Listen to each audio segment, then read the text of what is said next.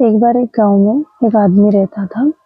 उस आदमी की दो बेटियां थी और दोनों ही बेटियां बहुत ज्यादा गुणी थी।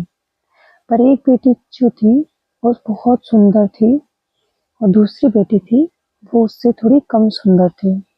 तो गांव में उन दोनों की खूबसूरती को बहुत ज्यादा पसंद किया जाता था। लोग हमेशा उनके बारे में बात करते थे कि इनकी जो दोनों बेटियां हैं बहुत सुंदर है और जो छोटी वाली बेटी है वो तो बहुत ही ज्यादा सुंदर है।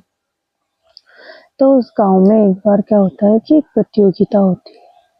तो उस प्रतियोगिता में ये नियम होता है कि जो भी लड़की इस प्रतियोगिता में जीतेगी उसका विवाह वहां के राजा से कर दिया जाएगा।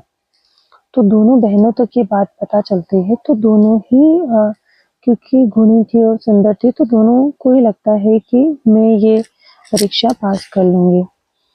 तो अब वो दिन आता है, दोनों ही बहनें और गांव की बहुत सारी लड़कियां उस प्रतियोगिता में भाग लेती है। तो उस प्रतियोगिता में जो लड़की कम सुंदर थी, जो उसकी बहन होती है, वो जीत जाती है।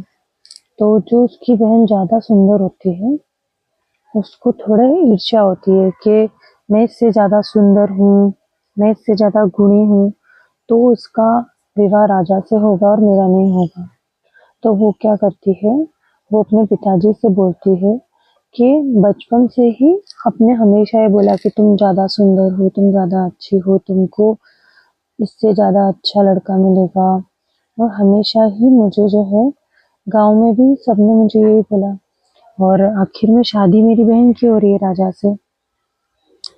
तो फिर उसका जो पिताजी होते हैं उनको लगता है कि कहीं ये इस बात की वजह से थोड़ी डिप्रेशन में ना चली जाए, इसको थोड़ी तकलीफ ना हो। तो वो राजा के पास जाता है और राजा से बोलता है कि आप उस प्रतियोगिता में जो लड़की जीती है वो भी मेरी बेटी है और दूसरी जो लड़की थी वो भी मेरी बेटी है। तो आप जो ज्यादा सुंदर है उससे विवाह कर लीजिए, क्योंकि जो मेरी दूसरी बेटी है उसे इतना फर्क नहीं पड़ेगा कि उसका विवाह आपसे हुआ है किसी और से, लेकिन जो ज्यादा सुंदर है उसको बहुत ज्यादा फर्क पड़ेगा, क्योंकि उसे ऐसा लगता है कि दुनिया की सबसे ज्यादा अच्छी चीजें उसी को मिलनी चाहिए। तो राजा उसको बोलता है, उसके पिता को, कि जो आपकी नजर में सुंदर है जरूरी नहीं कि वही इंसान मेरी नजर में सुंदर हो। हर किसी का सुंदरता का अपना अपना मायना होता है। यानी कि राजा की नजर में जिस लड़की को गांव वाले और उसका पिता कम सुंदर मानते थे वो सुंदर थी, तो राजा उसी से विवाह करता है। इसीलिए हमें अपने आप पर कभी डाउट नहीं करना चाहिए। सुंदरता प्रत्येक व्यक्ति के लिए अलग होती है।